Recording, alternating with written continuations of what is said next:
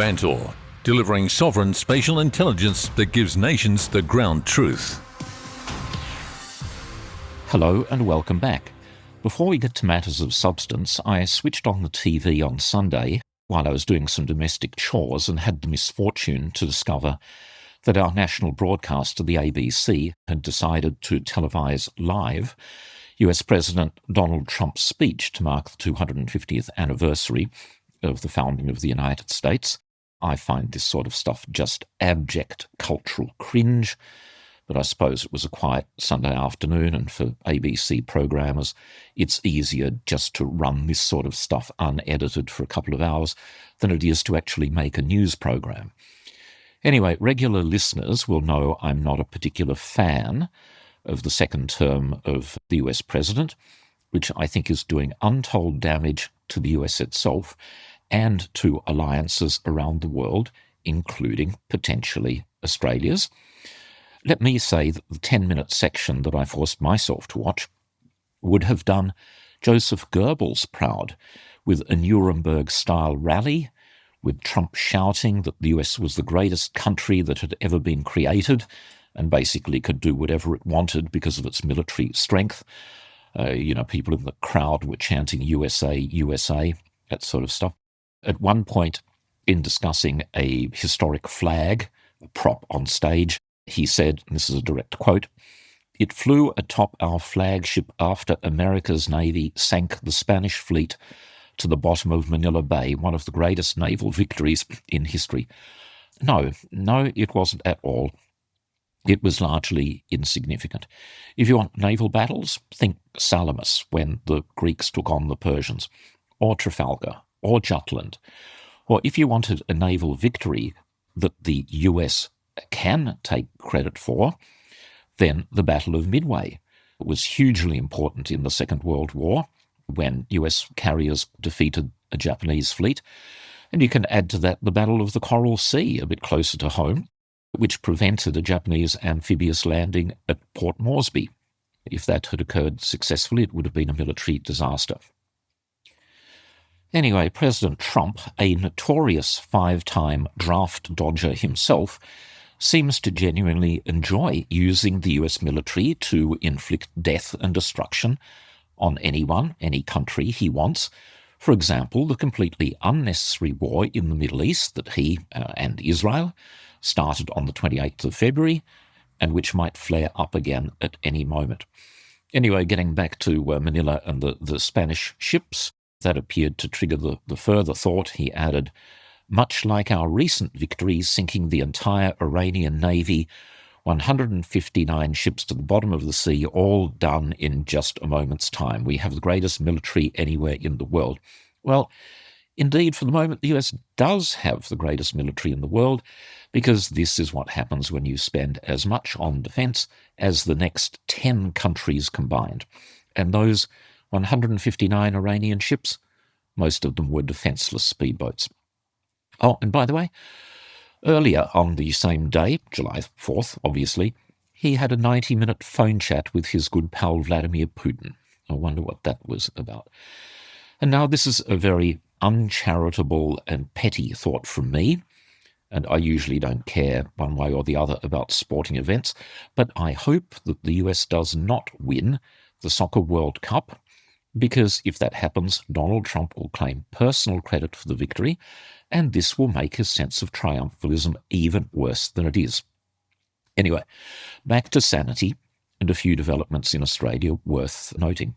There was an important speech by Defence Industry Minister Pat Conroy on the 2nd of July. It hasn't received much media coverage, and what did get attention were what I thought were strange comments about Robert Menzies being a Nazi appeaser back in 1939.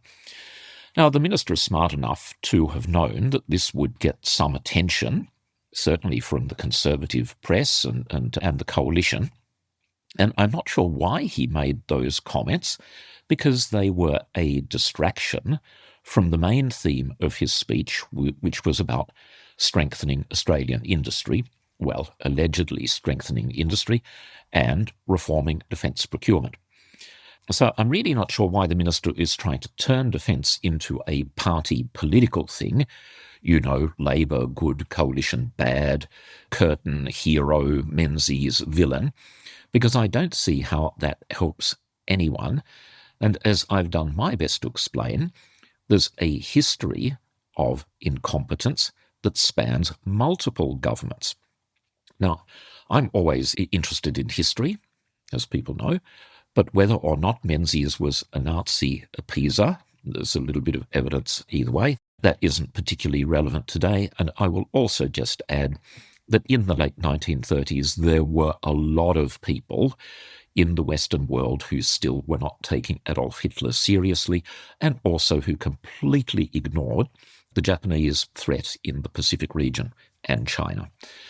Now, I'll analyse these defence reforms in detail in writing, but as previously mentioned, they centre on things such as the creation of a defence procurement agency and the selection of a national armaments director.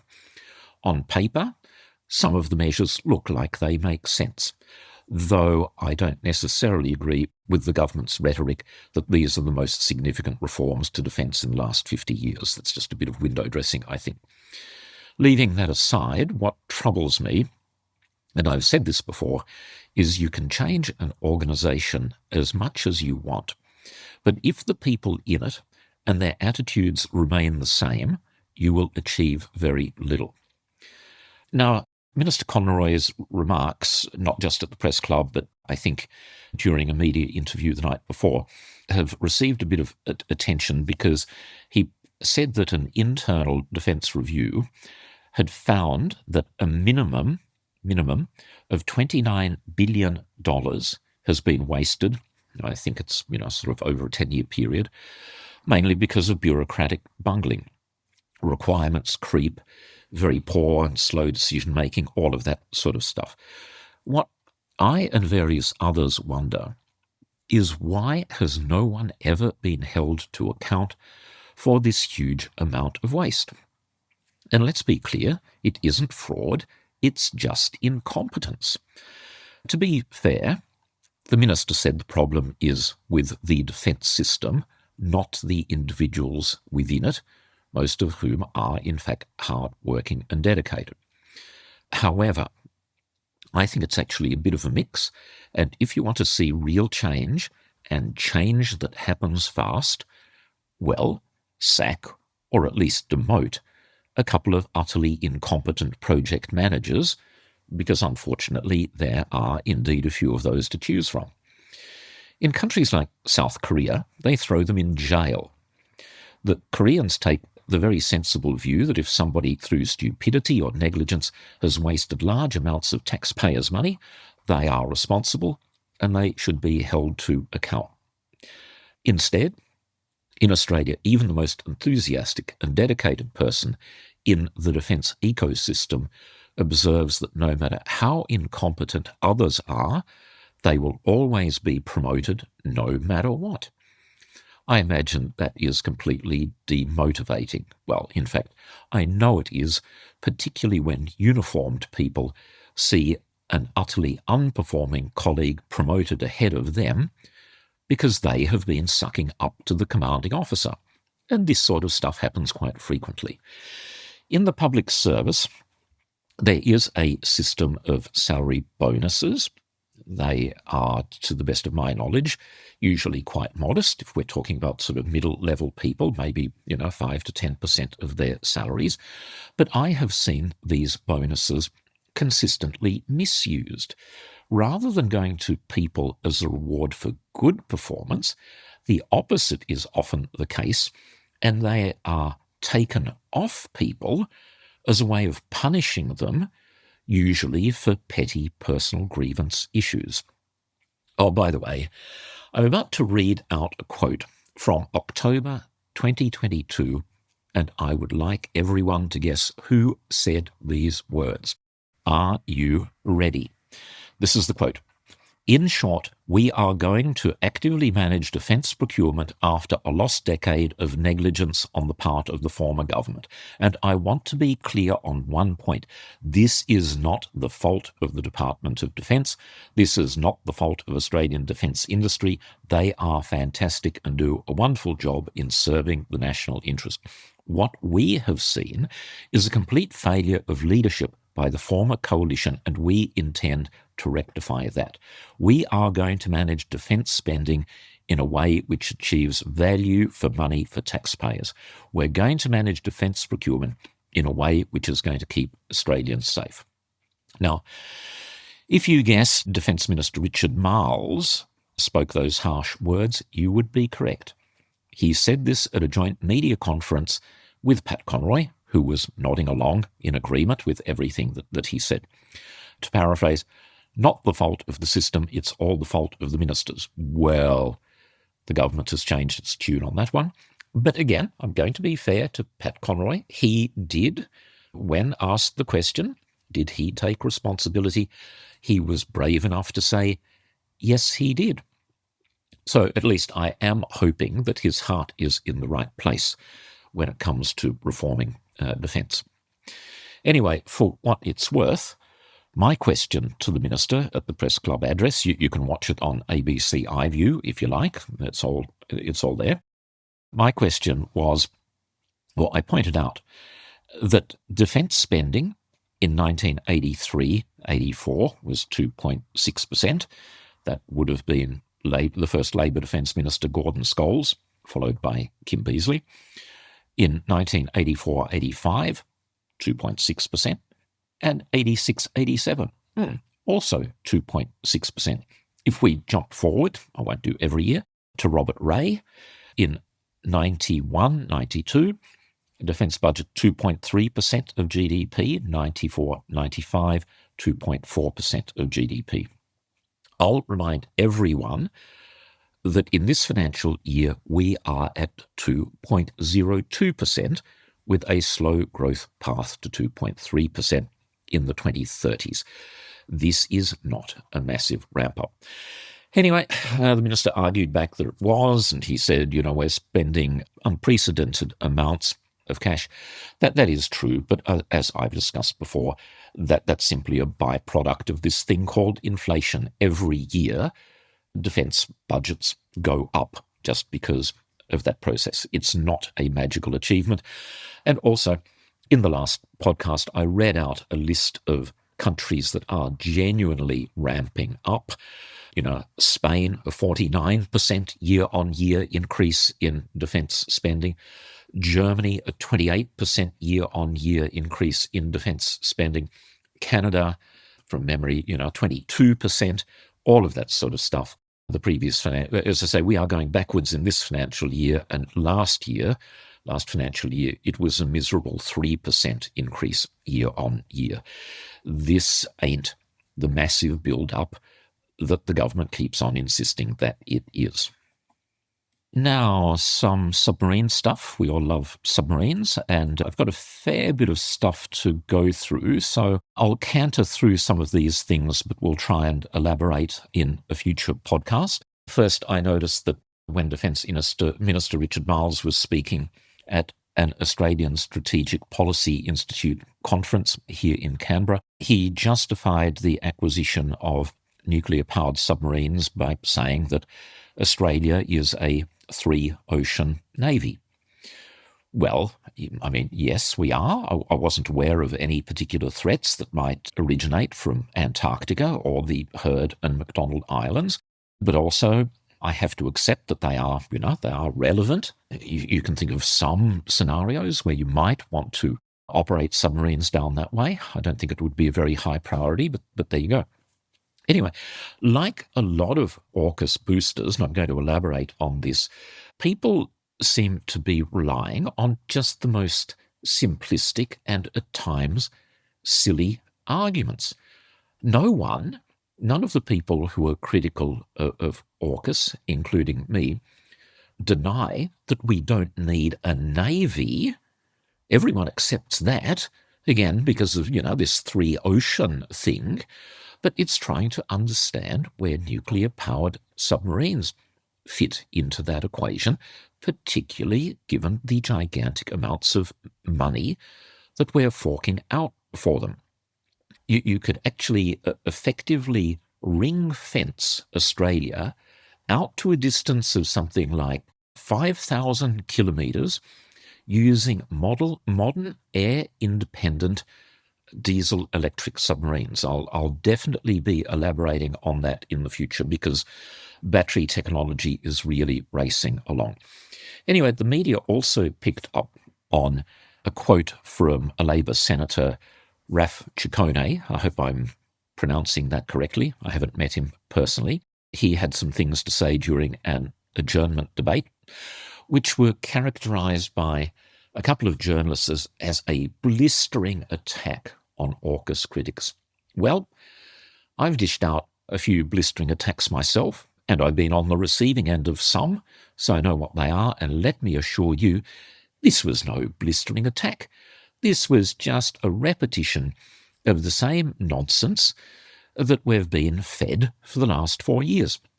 Now, Senator Ciccone is an up-and-comer who chairs the Joint Parliamentary Committee on Intelligence and Security. He's been doing that since October 2024.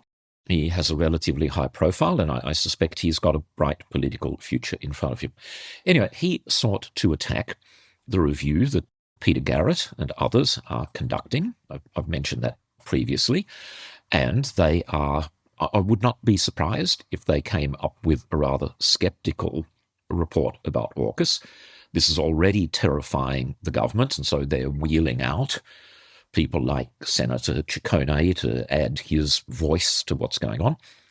Anyway, this inquiry has been dismissed by the Victorian senator as backward-looking and driven by nostalgia rather than genuine national security concerns. That's his view. Now, I don't regard that as being blistering at all. It's just a vague repetition of talking points, plus it's an opportunity to attack the Greens. Now, I'll read a couple of full paragraphs so people know exactly what I'm talking about. This is Ciccone. Let us be clear about what is at stake. Australia is an island trading nation with the third largest maritime domain in the world. Almost all of our trade travels by sea. Our fuel, food, fertilizer, pharmaceuticals, manufactured goods, and many other essentials arrive through maritime supply chains. The very foundation of our economy and our capacity to defend ourselves depends on secure access to the sea. This is not an understatement. It's an existential vulnerability that any politician or commentator who dismisses the protection of Australia's maritime trade as insignificant or far worse, as ridiculous, is not just unserious about national security, they are negligent. And again, I repeat, for the senator and everyone else, no one is saying we don't need a navy. No one is saying that submarines are irrelevant. It's much more complex than that, and it involves budgets, emerging technologies, workforce issues, RAN recruiting, sovereignty, and a myriad of other considerations. I'll again just read a bit more from the senator. Let us be clear about the capability that we are acquiring. Only 6 countries in the world operate nuclear-powered submarines: the United States, the UK, France, Russia, China, and India. By acquiring nuclear-powered submarines, Australia is recognising the security of our nation deserves and demands capability equal to the most powerful nations of the world. Developing such critical but exclusive capability was always going to demand patience, determination, and commitment. Neither Australia nor our partners in the US and the United Kingdom have wavered on this commitment. Now, think about that for a moment. What the senator is actually saying is that acquiring nuclear-powered submarines is just a giant vanity project. We want to be operating something on the same level as those much larger, much more capable countries. And by the way, all of them, all 6, have big ballistic missile firing SSBNs to protect. That's what you need SSNs to do. Australia doesn't have ballistic missile firing submarines. Now, all of those countries, as I say, they have much larger economies than Australia, and they also have existing nuclear industries. I've run out of time. I did want to say a few words about the US switching off Anthropic software for a while. I'll do that next time. It's a further vulnerability for Australia. Thank you very much for listening. Goodbye for now, and see you next time. Vantor delivers sovereign spatial intelligence so nations can own the ground truth. See how at vantor.com.